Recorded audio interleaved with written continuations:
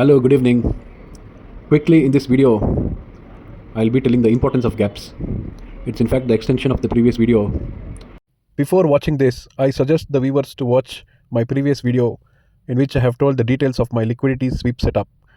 I have given the link in the description below. In this video, I will be telling the importance of gaps.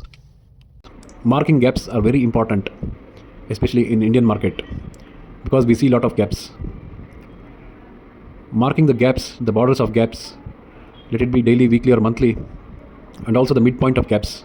All these levels will act as strong magnets. See, in this example structure I showed in the last video, if suppose gap is located at this location, the border of it also will add to the confluence of magnets. We can consider that also as a level for our target. In case of huge gaps, we need to mark the quadrants. They also act as important levels drawing the price or supporting or resisting the price. See, on this day, on 5th June, when the price opened gap up, a gap was formed here. This gap was fresh until 10th June, where the price sharply was rejected from the border of the gap, lower border of the gap. If we go into the lower time frame, when the price is here around just below 100 points below the border, if we have the structure like how I described before, we can keep the gap border as our target. See, many times we overlook gaps because of these kind of candle formations, which engulfs the whole gap. See, we consider only these as gaps. We have to consider these gaps also, which are very fresh. See, for example, this gap, the following day when the price opened here, it reached until the border of the gap and got sharply rejected, and again the price fell and reached the previous day low of this candle. See, here also in this example, when the gap is formed, on the third day when the price fell, it was supported by the gap border. See in this example, when the gap is formed on the next day, price directly reached the gap border and was stopped there.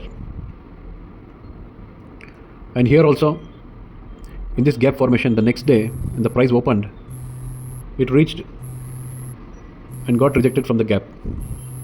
Why gaps are important, I will be telling in further videos whenever I find important price action.